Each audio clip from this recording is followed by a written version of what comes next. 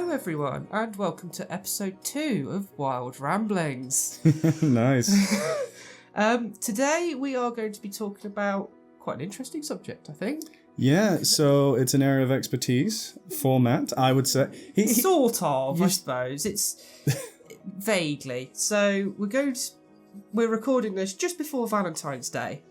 So coming close to the spring migrants coming back, so we thought before they come in, we'll look at the migrants that have been over here over the winter, come over sort of October sort of time, and we'll leave probably in the next month or so. So we'll look at those species today. Just give you a vague idea of what we get here in the UK, that come over just for the winter and avoid the nice cold in the Arctic Circle and Siberia, etc. Yeah, it is funny to think about like animals that actually come here to avoid the cold. Yes. We are quite mild. We are quite mild. So yes, so considering how far up the planet we are, we certainly are quite mild in relation to other countries along the same latitude as us. So. Yeah, for those of you that are listening that didn't know, the UK is more further north than many parts of Canada that get much colder weather. The only reason we're so warm is that Gulf Stream keeps us nice and, well, maybe not toasty. No. But Ireland humid and is cool. Also quite useful in this. They get a lot of the bad weather that we would get if they weren't there. So thank you, Ireland. Thank you, Ireland. So as I was saying, Matt does have more experience with this sort of thing than me. But I do love seeing a good beard. Recently, in the past few years, I've definitely gotten more excitement of watching these cool animals, and I've taken stock actually. As I'm driving to Chester Zoo, a lot of the time I'll look out on the right side of the road towards the marshy areas, and I do see an influx of swans. Yes. Now then, which species do you think those would be? So there's one resident species, There is indeed. the mute swan, which is the one that, you know, the queen, well, not the queen, rest in peace. The royal family own all the mute swans. Yeah. But the other two that come in, that's the... Oh, hold on. No, I can remember this. The hooper swan. That's one. And... Oh, one that sounds like it has an Eastern European or, like, Russian name. What's it called again? I wouldn't say that. It's got two common names. Okay, give me a hint. Mainly comes sort of Siberia and... That's Russia. Yes, but it doesn't have a Russian Okay. name. Scientific name is Cygnus columbianus. Probably does not help. No, you. it doesn't. Columbia's not like... Columbianus, yes. Yeah. Okay, just tell me. So, in the UK, we call it the Bewick's swan. Bewick, see, I think Bewick sounds to me like somewhere in Eastern Europe. I'm not 100% sure where the name comes from, as you look it up. Its other common name, which is possibly used more across North America and the rest of its range, is the tundra swan, which gives you a hint as to its breeding habitat, I would say. Oh, I didn't know that. Yes, so... But I've always called it a Bewick swan, and that's mainly because of growing up only about an hour away from Wildfowl and Wetland Trust Slimbridge, who are very famous for their records of their wintering Bewick swans. They've kept a record of pretty much every single individual that they get for the last 50 or more years. The reason they're able to do that is because each individual has a unique beak pattern. Which can get confusing because Bewicks and Hooper swans are not the easiest to tell apart with the naked eye in the field. Yeah, I always thought they looked quite similar, almost identical. Oh, they got to be in the same genus, right? Yes, they are. They're all of the swans that we get Cygnus. in the UK are in the genus Cygnus. Right. Hooper swan is actually Cygnus cygnus. The type species. It is indeed, yes. So, but yeah, the difference is the amount of yellow and black on the beak determines the species, and then within that you get individual patterns per individual. Do they hybridize at all? I would imagine so, yes. If they're that closely related that you can barely tell them apart, except yes, for like I think a few... you do get some crossbreeding between the two species as well. Yes. That's quite interesting. Oh. But yeah, have we even like explained what today's topic is? Yeah, I think I did. Ah, my brain. Like it ain't working, guys. But yeah, migrations, winter migration. You did, yeah. I just ramble so much that my brain don't work. We call this wild ramblings for a reason. Exactly. We came up with the name like after we had recorded both of the previous ones. Indeed, we did. Yes. But yeah, you have made a list of really cool birds, and at the top of the list, I see one where I love the genus name. Yes, I think this is one of the best bird genus names. Yes, definitely. So, in the UK, we get, in particular, 2 species of overwintering thrush bird species. Which, of course, for those people who may know, the genus name for thrushes on the whole is Turdus. Yes, indeed. But the 2 that we'll mainly talk about here, having now spoke about Buick swan and hooper swan, is the redwing and the fieldfare. These are probably, along with the 2 swan species and the geese that we'll probably come on to a bit later, are the ones that come in the largest numbers. Yeah, for sure. Yeah. The other day, me and Julia were visiting a garden centre just over the way in Widnes, and when we were heading back, there was actually a nice bit of sunshine hitting this hedge, and the hedge was still full of hawthorn berries. Yes. And I noticed, there's a lot of thrushes in there. And I see, take a closer look, and they're all redwings. At least 15 of them in just one patch of bush. Easily. That was so nice. And once you get your eye in for a species, and you see that it's not the usual ones, and you start to make sense of that over the course of like time, it becomes fun. It becomes Absolutely, really fun. Yes, and I mean certainly the spotted fronted thrushes, which most of them are, but not including blackbird because they're quite easy to distinguish. Yeah. But certainly redwing, fieldfare, song thrush, mizzle thrush, which those 2 latter species are here in the UK all year round. But all 4 of them are quite similar in some respects. They all have that spotted front, and so there are other ways to distinguish between them. Sometimes it's call as well. It's quite easy to differentiate. So redwing and fieldfare, they're quite unique calls, although fieldfare to a degree is quite similar to mizzle thrush. I was going to say, like, we do... How many species of thrush do we have native to the UK, including the migrants that come over? Because, you only see the redwing this time of year, really. But missel thrush, they're a resident species, right? They are indeed, yes. I think it's 6 off the top of my head. So you've got redwing, fieldfare that come in the winter. You have blackbird, song thrush, and mizzle thrush, which are all resident. Although some of them... there are some blackbirds that restock the UK in winter and then migrate back further north. Ouzel. Ring ouzel is the 6th. Yeah, I'm cheating because I've got a thing.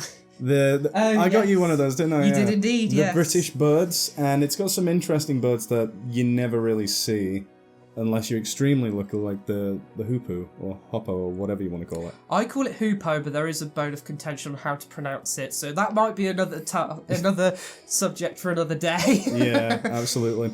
There was... Do you know what a common grackle is? I do know what grackles are now, as a result of the great-tailed grackle that has been seen in Speke Hall over the last 3-4 weeks. Wait, so just over the way, Speke? Yes. Here in...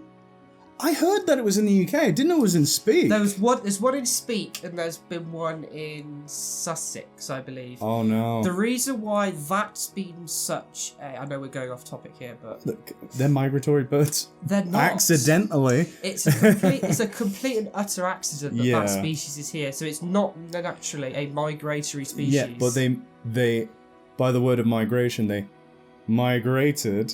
They hopped on a ship, potentially. Yeah, I'm just messing with it. I know. But are they a type of thrush? They look very thrush-like. They might be more closely related to the corvids. Ah, they do have a really good repertoire for their... Yeah, they're quite magpie-like, especially the tail from what I've seen of pictures of them. I haven't actually been to see the bird in speak, so I don't know for 100%, but from pictures I've seen online, they do look quite magpie-like, but without the white. Oh, they are apparently in a group called the New World Blackbirds. Okay, so... Icteridae. Yes. Which is in the superfamily. Oh yeah, a lot of New World birds. Yes. But they're only about as closely related to crows or blackbirds or thrushes as any other passerine. Exactly. Yeah. I want to throw that out there because they're very similar looking at first glance. Yes. First glance. Because I used to think when I went to Florida that they were just like very interesting native blackbirds.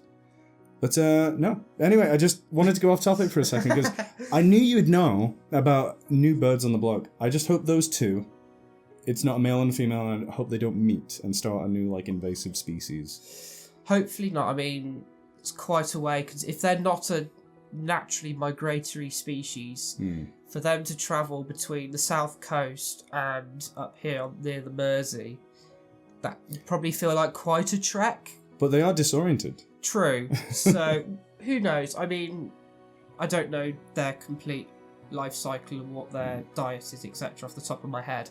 They're definitely omnivorous. Yeah, that doesn't surprise me, but I didn't know for sure. So you can tell we're more focused on like native species here in the UK. Definitely, especially myself, I would say. You've probably got more of a international species background with having been to quite a few different countries and working in a zoo. That is true, but at the zoo, I am known as the native species guys. So okay. I have refocused my attentions in my latter years. Yeah, because there's so much here that is worth like cherishing, saving, and realizing, oh, this is actually really cool. Yes. But yes, please continue with the list. Let's just quickly go back to redwing and fieldfare, because we were discussing how similar they can be to the other thrushes. Mm-hmm. The clues in the name with redwing as to how one way to identify it, and it has literally a patch of red colour on its underwing. Very striking. It's striking if you're up close. Well, have good eyesight. Yes. If it's quite a distance away... You could easily confuse it with like a song or missile thrush. Yes. The way in that regard is then the call. I always say that a missile thrush is quite almost rattly call. And fieldfare is probably quite close to a missile thrush in that regard, but it's not... You can tell the difference once you know. If you listen to them anyway, you can find these calls on YouTube or wherever else, and just listen to them. You'll see that there is quite a similarity between missile and fieldfare, but there is a difference, and you're not likely to find missile thrush with redwings or fieldfares, whereas quite commonly in the UK, redwing and fieldfare are in a group together. Oh, so they hang out? Quite common. However, personally, this is my personal experience with watching these birds. I've seen a lot more redwing than I do fieldfare. Yeah, Whereas I most need to people, get a picture up because yes, because most people, to me, whenever I'm talking about it with people when I'm on a walk, they'll say that they've seen lots of fieldfares, and I'll always say, that's I've never quite seen strange. this bird. Never seen it. Yeah, fieldfare is a cracking... It's got like a grey head and stuff. Slaty grey-blue head with it And sort a of like grey bum. a burgundy-coloured back. Yeah, very clearly different animals. Yeah, and then sort of like a yellow sort of chest patch where the spots start, which is... That part of it is slightly similar to song thrush. Song thrush has a slight yellowish sort of bib, almost. But it's nowhere near as strong as a fieldfare. The colours on its back and its head are completely different. So the fieldfare is probably unique in terms of coloration for our thrushes. Yeah, I would say. When I expected some to look more like the other thrushes. Yeah, this is completely different. The other thing, I don't know if you've noticed, that redwing have an eye stripe. None of the other species do. You mean like above the brow? Yeah, so literally, pretty much across the eye. They have like a white eye stripe in the brown head. That's another key distinctive feature of redwing. See, I wouldn't have known that until you said it. And the only reason I confirmed, it was above the eyebrow, because, again, that picture behind you, I looked at it and it's got the... I was like, yes, the stripe, that's what you're saying. Yes. Oh, this is really cool. So definitely keep an eye out for these guys and see if you can, distinguish the difference. Yes, and again, if, during their breeding season, if you're, Scandinavian, live in one of the Scandinavian countries or... that sort of region, keep a lookout for these guys breeding. And even in northern Scotland, there might be a few pairs of these. Like resident? Yes, there's not many.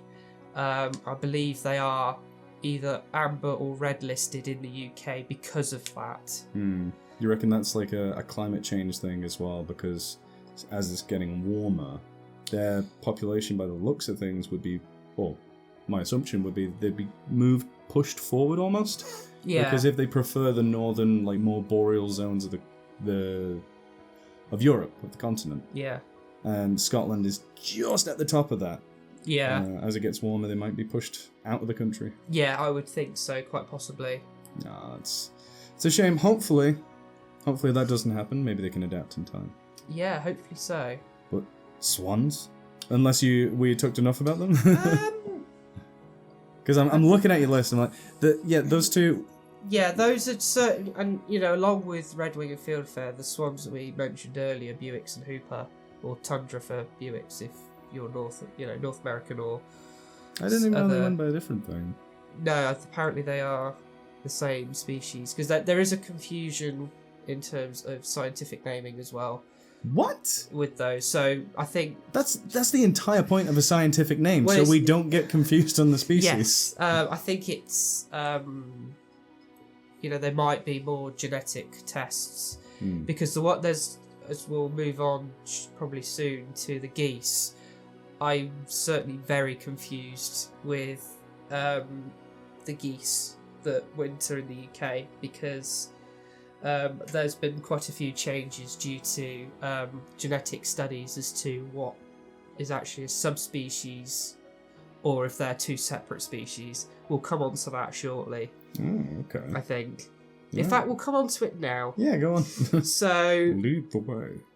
The one species that has completely baffled me over recent years is the bean goose. The bean goose. I've never heard of the species. So it's in the same genus as the pink-footed. It's in the same, yes. So it's one of the main two genus of geese that we have. Answer. I think that actually... You didn't ask me a question. Nice. I think it's the main name for the whole family as well. Answer, I think, if I'm not mistaken. The amount of times I've picked up this phone to look at things. But yes, the bean goose, recently I've seen it, instead of it just being recorded as bean goose, answer fabulous, I've seen it recorded by... Shush phone. as tiger and tundra bean goose. So, and I have actually seen that there are physical differences between the two species. I think again it's beak pattern as to how to tell them apart, but I can't confirm off the top of my head whether they are now classed as two separate species or whether they are a subspecies of each other.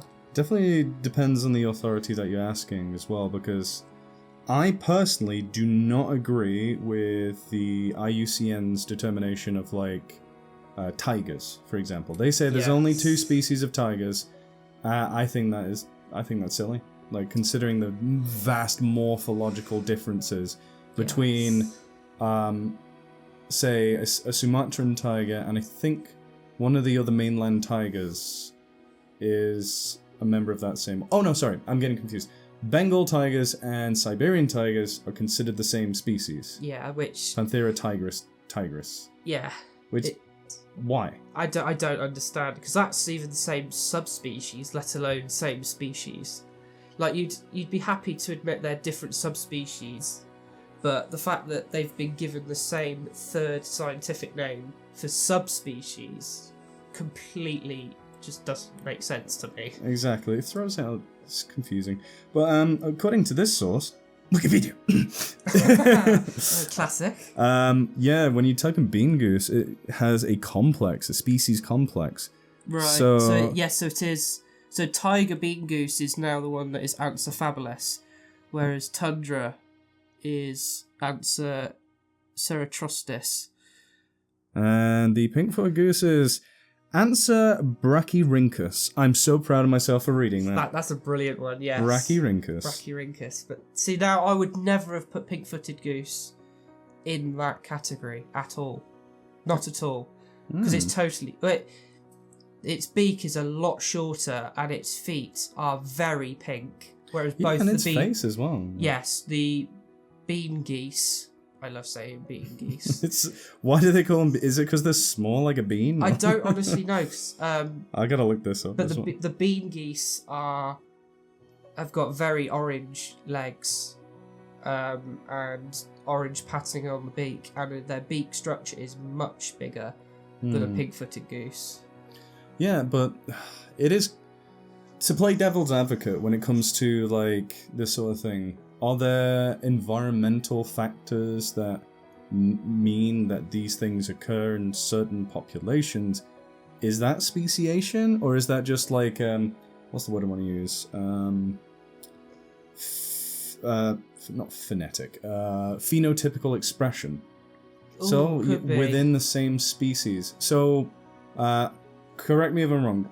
I just want to clarify for people who might not know what that is. Phenotypical expression is where certain genes get switched on in different environments or different locales, determining because of different environmental or different environmental stresses. Yes. So there's even genes in spotted hyenas and lions to grow thicker fur in colder weather. Yes. If they're exposed to that. So that's a phenotypical expression, but it wouldn't make them a different species to North African lions. You take one out of Africa, and those genes come up in their offspring. It's still a North African lion. Yes. So yeah. That's phenotypic. So that's how I would believe that some subspecies are created. Then again, yeah. Now I've just complained about the IUCN's ideology and. Well, let's take a Bengal tiger and put it in Siberia and see what happens. Yes, that would be a shock to its system, that is for certain. Oh, it's cold! Very. Bloody hell! Yeah, Put eating on. Yeah, so if ever, again, you look these guys up and you'll understand what we mean, because the bean geese are very similar, but there is just a slight difference in the pattern on the beak. Very, very small. Well, when they come here, are they like mainly grazers? Yes, so pretty much all the geese and the swans will mainly, during the day be feasting on grassland of some description, and then will roost, in inverted commas, in lakes and in other water. We really need to get onto the marshes before winter's over, because I only got to see a little bit, not far from here, the ones I told you where the Hooper swans are. Yes. Or Bewick. Don't ask me. Or mute. I don't think they were mute, because people I was speaking to on the walk down, they did say it was like one or the other. I forget which one it was. I just remember being like, oh really, they're here, that's awesome. Yes, I'm like, when you meet people who are like regular walkers of the area, Yes. and it is like, such an extensive like reed bed there and marshland. It's so cool. Didn't know it existed, but we should totally go out there and see what other birds we can find. Definitely, yeah. Could be some of these geese are there. Definitely, and even come spring, summer, there'll be some really good. If there's a really good reed bed, you might get some interesting species. I'm hoping for a bittern. It's huge. When I say huge, it's huge. I mean, another topic for another day. Bitterns in the UK and what they need for breeding. But yes, I did a little study in my bachelor degree on the bitterns, so I have a little bit of knowledge on that. So we'll come to that for another day, I think. Yeah, you seen a little sore on it. Was it once bitten, twice shy? I'm just kidding. I had to make that joke work somehow. Absolutely. We'll move on to the other genus of geese now. Branta. which has species like Brent goose, or as I've seen it, Brant goose. I don't honestly know what the difference is. If somebody knows, please let us know. But yeah, so there's also, again, Brent geese, another interesting species, because you can get dark-bellied and light-bellied Brent geese or Brant geese, which gets very confusing. I have never heard of this, a Brent goose. I've heard of barnacle geese, which is the other species. The barnacle goose, yes, that's the other Branta species that we get commonly in winter in the UK. So I'm going to keep my phone on me now to look at these animals. Yeah. Do you know why a barnacle goose is called a barnacle goose? Is it because they used to think that the baby versions of them were the actual barnacles, like the goose barnacles? So, sort of. They believed that because they didn't understand what migration was, there was no concept of migration, they believed that the barnacle geese appeared from barnacles. See, that's what I was thinking. Yes. Yeah, I've heard that from somewhere. Yes, that's... It's ridiculous. I know, but, you know... And swallows, they sleep at the bottom of ponds. Yes, that was another one indeed, yes. I mean, in hindsight, like, we can laugh at them, but... How else were they meant to know? Exactly. You know, they didn't have the technology or It's understanding. not funny, It's quite funny to think back on, and it's, you know, it's good myths and stories, you know, that you can always have a good chuckle about. Exactly. I'm just looking at this map. Yep. Oh, we're like a very... That is very interesting. So, according to the map of the Brent goose's distribution, you know, the resident of the high Arctic. Yes. Really cool. But there's only really a few select places around the entire world that they'll overwinter. That's all the way down in either the west coast of the United States and parts of Mexico, the little tip of Alaska, just the little tip, Yeah. and a teeny tiny part of like southwestern Canada, but also far eastern, northeastern United States, obviously all around the coast of the UK and Ireland, little bit of Spain, little bit of other Western Europe. But then you look on the other side and it's like, oh yeah, Japan's full of them during winter. It is. That is strange. I didn't know that. And a little bit of mainland... But that, again, that could be the subspecies coming into play. So the dark-bellieds, the light-bellieds, that sort of thing. You know, it's a very complex... That could even be just a topic of its own one day. Aye. We're just briefly covering species that overwinter in the UK, and you know how diverse our bird fauna is in the UK, even at this time of year where you wouldn't expect to see as much. Exactly. Less than 4 years now, I've actually started opening up my mind to looking at our native birds and realizing, oh, there's cool things to see. Absolutely, and there's me that's been doing it for a long time. It's 18 years? 15 years. Oh, sorry. I think it's 18 or 19 years that I've been bird watching now, so... Well, careful guys, it is infectious. Once you go to a good RSPB reserve with the right enthusiastic people, you'll constantly be saying, oh, what's that? Yeah. Is that a cold tit? Is that a great tit? Oh, no, it's not. It's not a crested tit. That would be special. But, yeah. And again, for anybody listening from international, across the world, you'll have lots of people who are just as interested in your local bird fauna, that you can go out and explore your wild areas and find your local avifauna, I should be saying. Exactly. If you are a resident of the South United States, go look for the Lord God bird. Go look for it. It's out there. I'm certain it's still alive. You know which one that is? No. The ivory-billed woodpecker. It's got a 3-foot wingspan. Oh, has, depending if you believe it's alive still. But yeah, that would be a cool topic for another day. Well, there's two topics out of that, because extinctions as well, recent extinctions. That is a good point. We're totally not giving you an insight into what some of our podcast titles will be later down the line. We've got plans. Nature is infinite. literally infinite. Yeah. So that's why, making a podcast about it is probably one of the better things you can do. Because there's so much to talk about. Absolutely. But yeah, go out in the swamps, go in Florida, go in Georgia, just have a look around.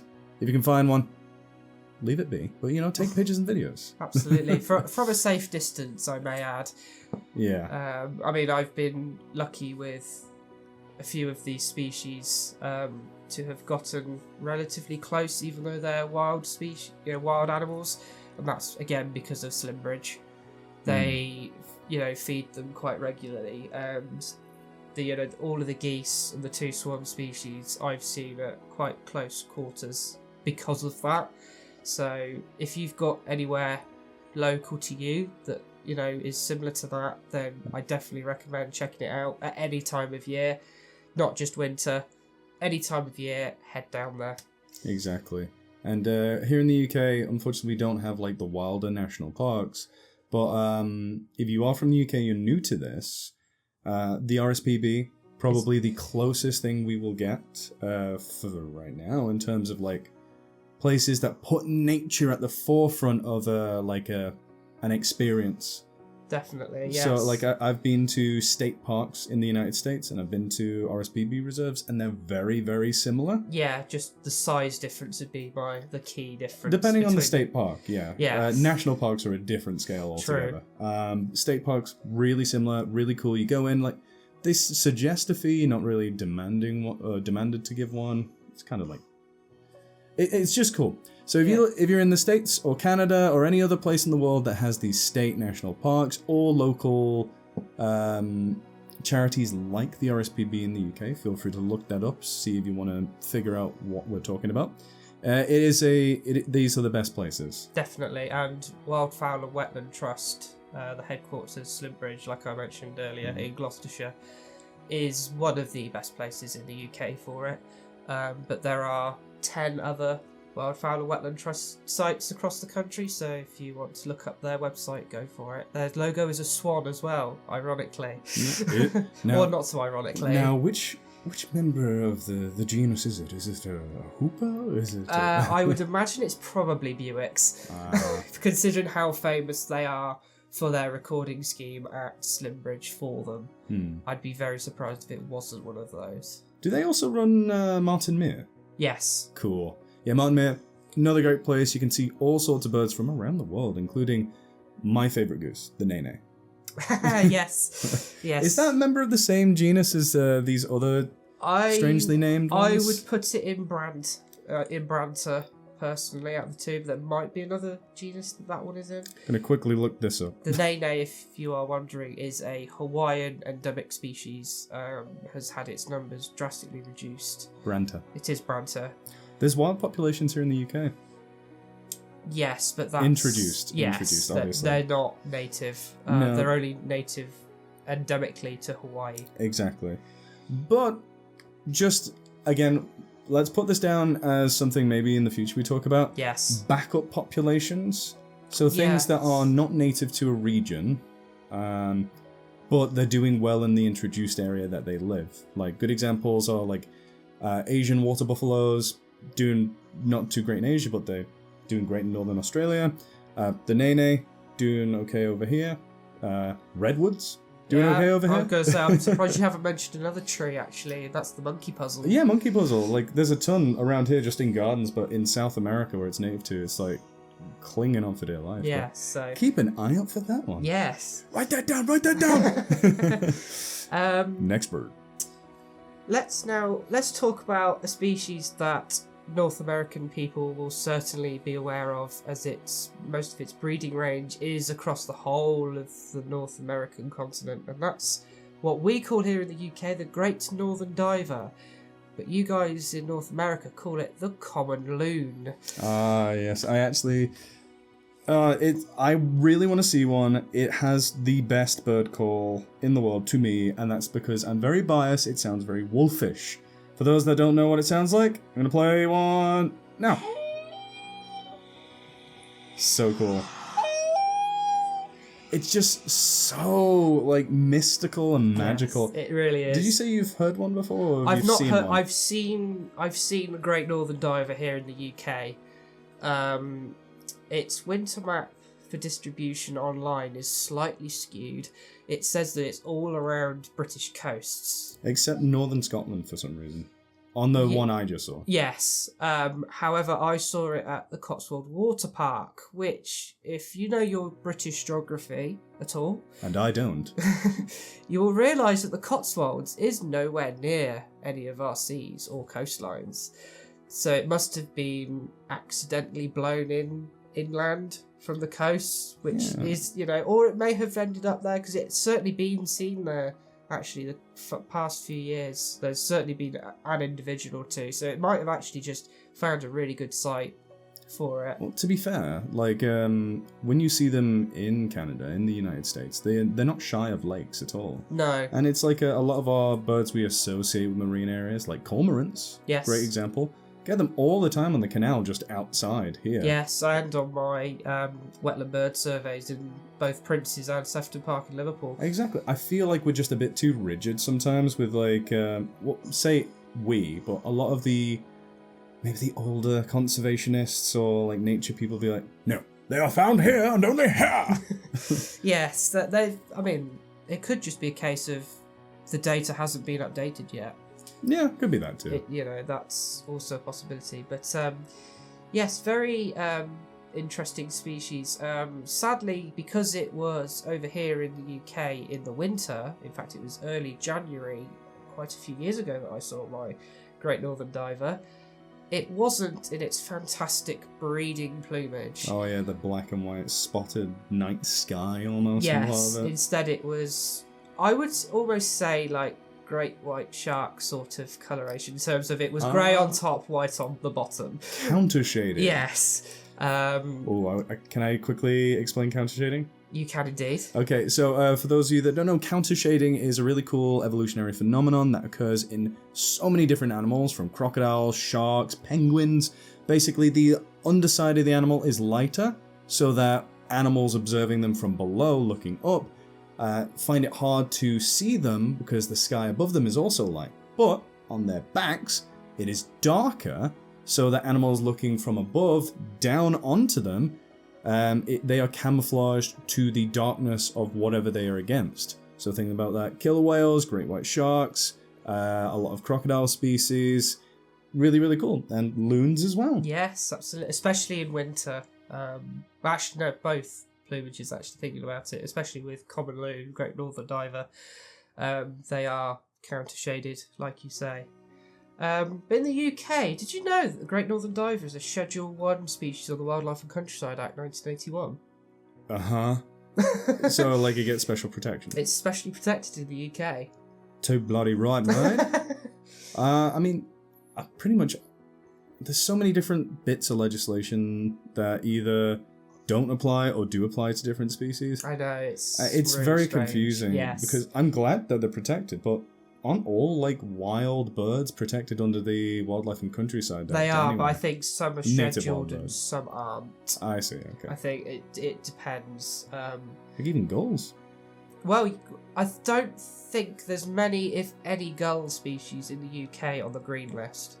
Yeah, I just mean like under the Wildlife and Countryside Act. Yeah, but that's what I mean. That's why they're on the Wildlife and Countryside Act, because none of them, if any of them, are on the green list. So we have our own... It's the kittiwake type of gull. It is indeed. It's the only realistically true seagull, which is why if anybody says a seagull when they're talking about a herring gull or a lesser blackback gull, for example, I get slightly annoyed. That's a city gull, baby. Yes, but no, the only true seagull, in inverted commas, is the black-legged kittiwake, which we get in the UK. But that is not a winter visitor, that is a breeding species here during our spring and summer. In a few months. In a few months' time? Yes. Cool, I love talking about these. What you got next? I think I'm going to move on to one of my favourite winter migrants in the waxwing.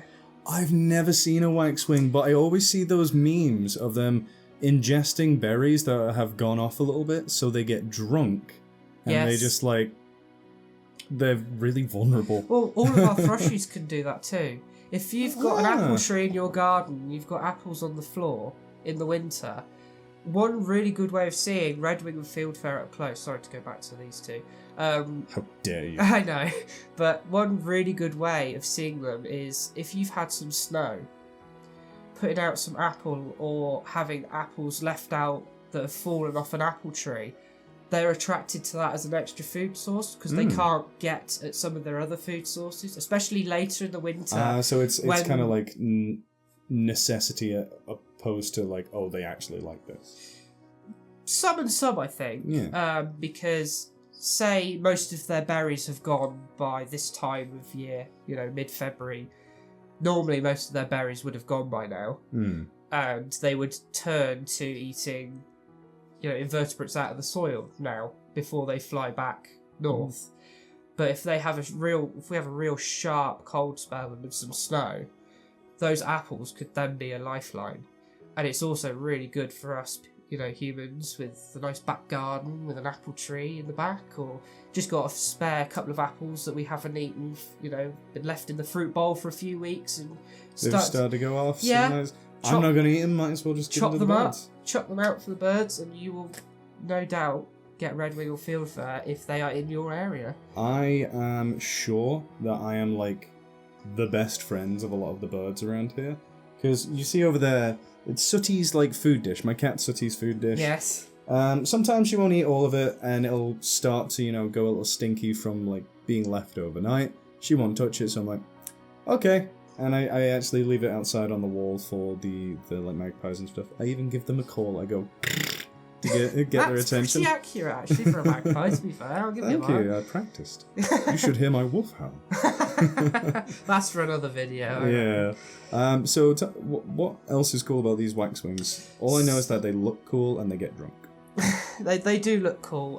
My only personal experience with this species was back in early February 2017.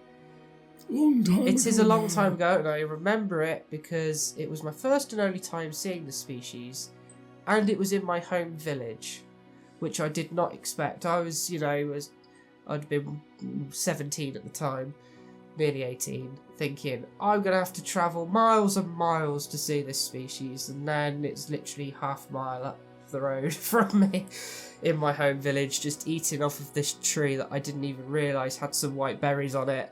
And there they were, happily feeding away, and I've never seen them since. Hey, this is what makes bird watching even when it's accidental bird watching, exactly so like magical. But this species has, I think that one of the reasons it's quite fascinating is they have almost like boom and bust migration years. Oh. So they have some years, I think it's like every 5 to 10 years, they have a massive influx of migration and just like a whole load of waxwings, like so many more than normal. And so every like I say 5 to 10 years, you just get this massive influx of them. And they'll pop up in... It's like a mast year, but for birds. Yeah. Oh, maybe it coincides with the mast year.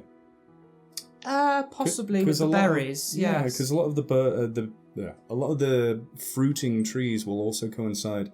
I've noticed this year the hawthorn has gone crazy with berries alongside the oaks with their acorns. Yeah, I feel like it's a multi-species thing, and that could be the boom and bust that we're thinking. Quite possibly, yeah. Especially since it's around every 5 years, which coincides. Yeah, so I certainly think that could be, that's another reason why they're so cool. But just to look at them as well. And they can appear literally anywhere. Like, I've seen so many photos and videos of them in supermarket car parks, just about 10 in this tree in the middle of a car park, where there's a load of berries that nobody ever takes any notice, and then suddenly these waxwings appear and it's suddenly the talk of the town, I think that is wonderful. When people start taking notice of wildlife, regardless of, like, if it's a small bird or, like, oh, there's walrus turned up. It is great. I think that we need more of that connection here in Britain. Yes, definitely. I think so. What next do you reckon? we'll move on to a member of the finch family, I think. The finches. Yes. Waxwings look a little finchy to me. But again, like, I'm new to... I'd say they're more thrushy, but they're actually... I think they're a separate family altogether. Hmm. I'm not 100% sure. Bombacilla garrulus is the scientific name. Bombacilla garrulus. Yeah. Hmm. Not sure, but there we go. Yes, we'll move on to a couple of finches. There's one that I haven't written down on my list, actually. Oh! It attacked me again! That was an accident. So whilst you're looking that up, I will briefly talk about the brambling and another bird which has had a reclassification of names. What? I know, and that is the redpoll. I've heard of this. Oh, it's related to the robin.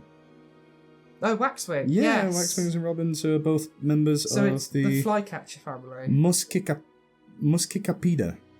Muscicapida. Always Kikapida. Sorry. Do continue. But yes, so yes, redpoll is another one of these species that's had a reclassification very recently. So there used to be separate species: redpoll, lesser redpoll, Arctic redpoll, and mealy redpoll. And I think it was last year, it must have been last year, they completely reclassified all 4 of the redpolls into one species. Oh, wow, yeah. Which is rather frustrating because, when you look at them, yes, they're very similar, but there are also some slight differences, and you do think... They have such a big distribution. Look at that map. That's just like the Northern Hemisphere. Yes. Wait, hold on. No, that's eggs. Basically the whole of the Northern Hemisphere. I wonder why... there must have been some genetic study done to show that they don't... they're very similar to each other. So according to this, it says that the redpoll is like a resident species of most of the UK, but in your neck of the woods specifically, it's a winter. It's a winter. See, now that is strange. So that's why I'm gonna keep an eye out around here. That's why I consider it a winter. Yeah, and they breed up in the tip of Scotland. They're resident all year round, most of England and Ireland, and Wales.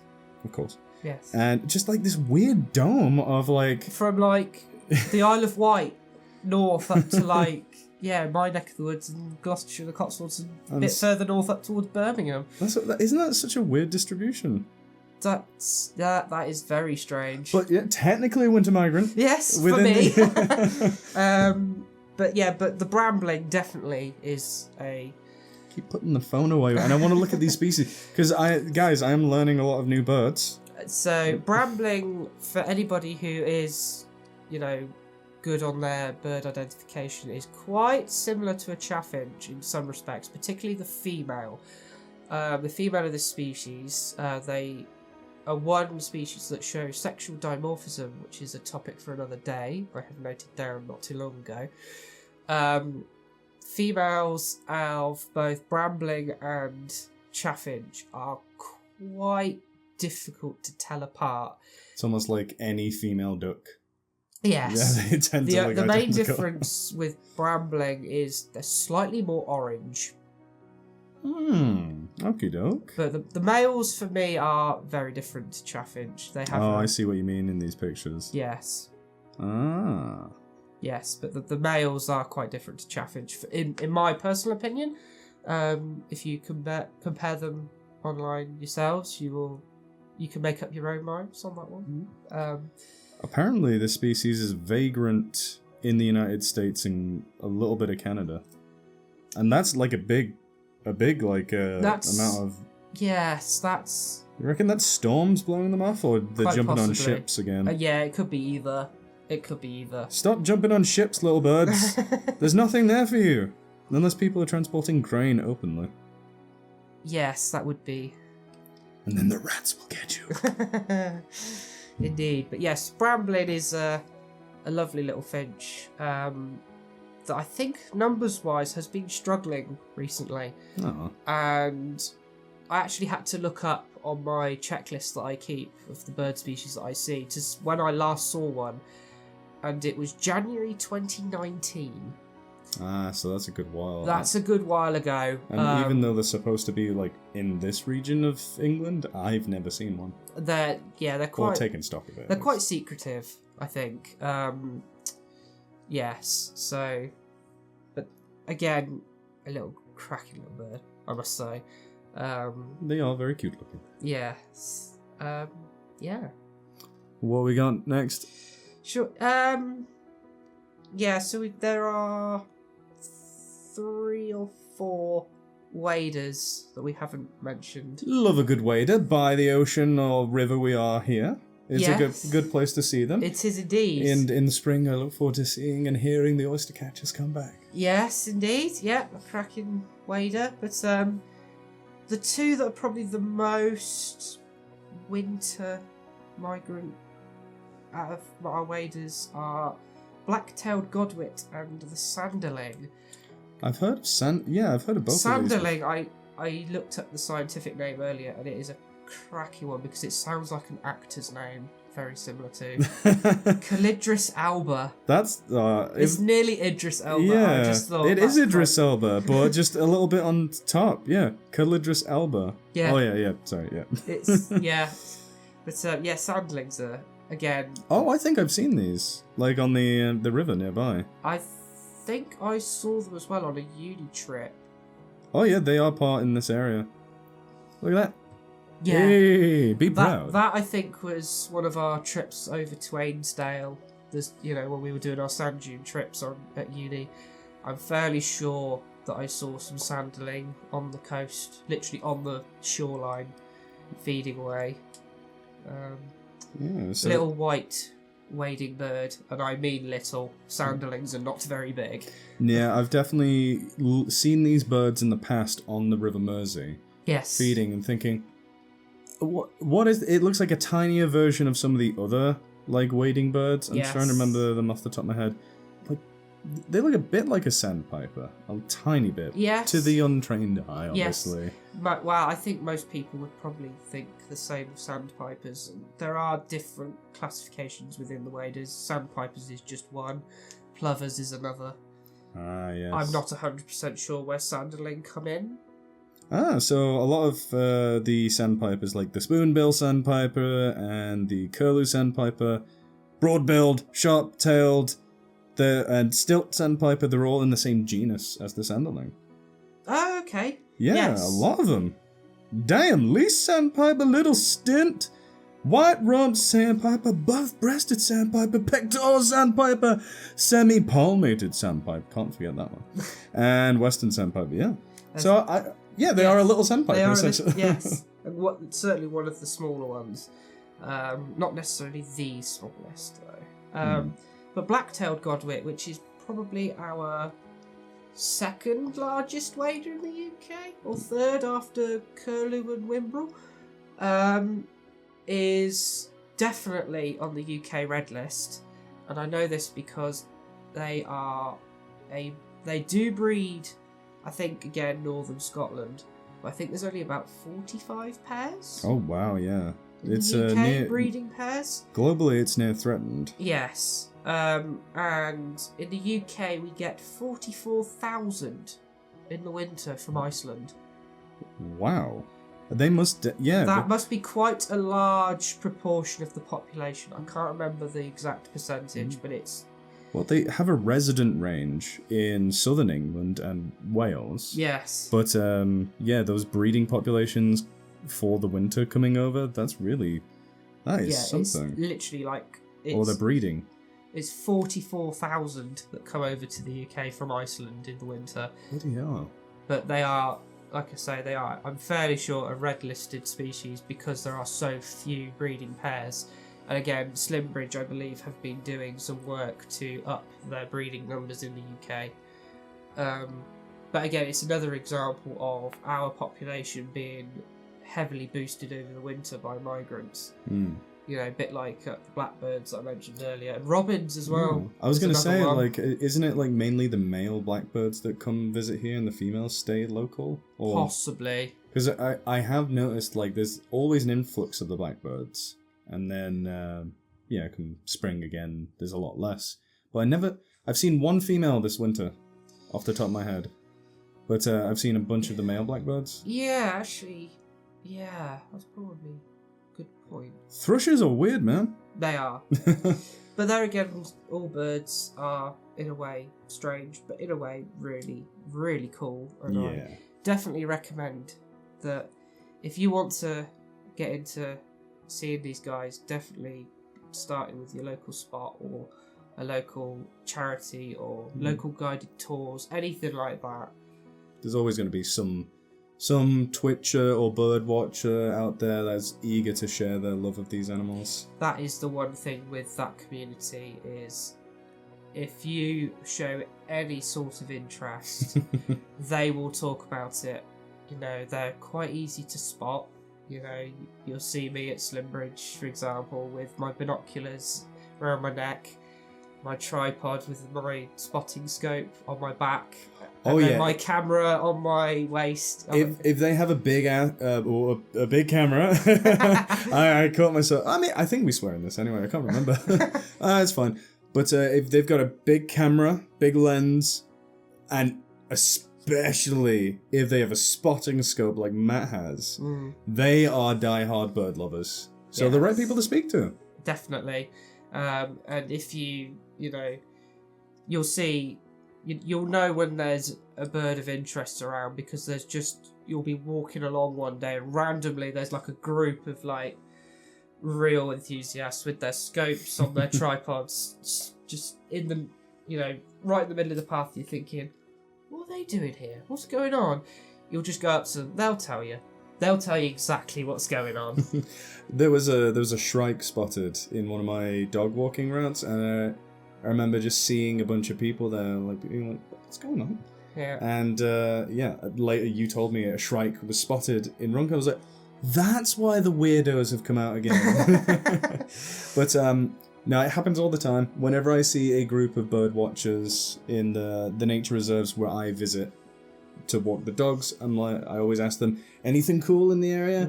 And that's how I found out a sea eagle had made an appearance on the same marsh that I'm talking about with the hooper swans. I think they do like hunting swans and geese as part of their repertoire. Yes, I think they do. So, I would love to see an eagle near where I live, where we live in this part of the country, would be insane. Yeah, it would be pretty cool, I must admit. An eagle. Oh.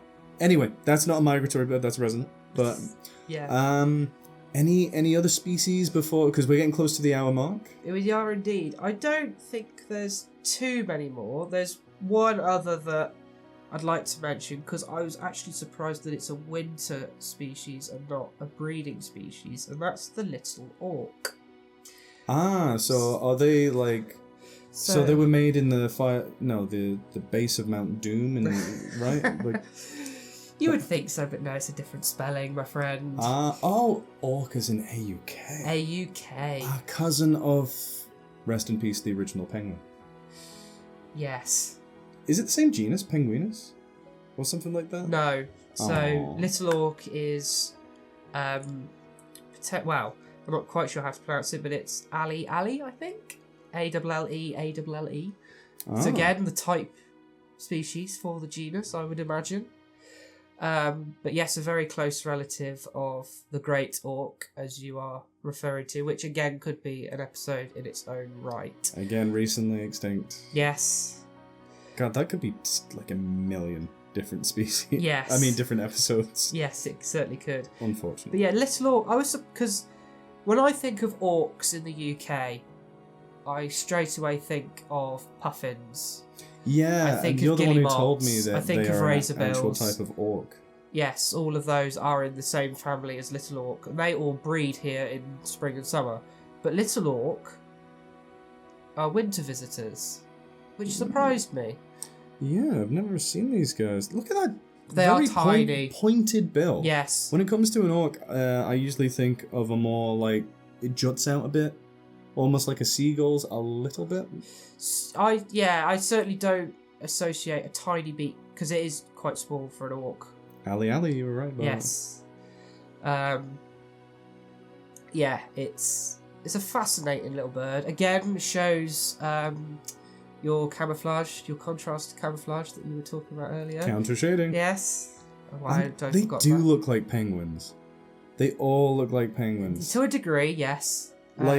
So again, for people that don't know, the reason I called the Great Orc the original penguin is because the word penguin originally referred to the Great Orc. It did. I think, isn't it scientific name Pingualis or something? Oh, I gotta look at it. It's certainly got penguin in it or something like that. And then when people from like Europe got down to the Antarctic and they saw penguins for the first time, like, oh, this isn't interesting. It looks a little bit like our guys up there, but they can't fly. So, okay, let's call these penguins like after these guys. Yes. Yeah, I was right. Pinguinus, genus Pinguinus. That's the Great Orc, Pinguinus impennis. Ah. But they were the only member of their genus. Yes. That we know about, and they're extinct. Rest in peace. Yes. But again, sorry, getting off track. Okay. Yeah. No, again, topic for another day. But yes, little orcs are fun little creatures to look at. I've never seen one, sadly. That is certainly one for trying to find. Yes, definitely to find one day. But yeah, there's plenty more for me to see. I think the UK lists about 600 and something. In total? And is there like resident, migratory? There's all of them. Resident, migrant, vagrant, introduced, etc. So I think it's 620 something off the top of my head. I definitely have a few. I've got 164 or 5 that I can on my life list. Off the top of my head, I'm just like, I want to see a stork. I want to see a white stork. I want to see a spoonbill. I want to see the eagles. So that's 2 more. But since we have hit the hour mark, I think, and we've pretty much covered the list that I got. If there are any more that we have missed that you would like us to talk about, please do let us know. Yeah, we'll get to it next winter. Yes, absolutely. As Matt said, we're more than happy to hear what you guys think of other cool winter migratory birds. And even to your areas as well. We will cover those, I'm sure, in other podcasts later down the line. But if you get an interesting population of winter migrants in your areas, please do let us know and give us some suggestions. Yeah. I'm sure it's something we can talk about later down the line. Exactly. Or, similar to the grackle coming over from the States. Yes, absolutely. Tell us what weird animals like... Oh, wait, no. A European robin was found in North America recently. That's strange. Yeah. So I was just about to say, if anything like that turns up, but it already has. If you've seen the European robin in the United States or Canada or anywhere else, let us know. That's cool. Well, it's cool. But sad for the robins, probably not going to be able to have babies or anything. And, not that it should just not be there. Yeah, things happen sometimes. It's called European for a reason. Yeah, because it's always peeing. Yes. Right, I'm going to on that terrible joke. Let's end this episode and tune in next time where we are going to talk about European or Eurasian lynx reintroduction. Yes, potentially one of my favourite topics. We'll go back to Scott's strengths next time. All right, see you next, guys.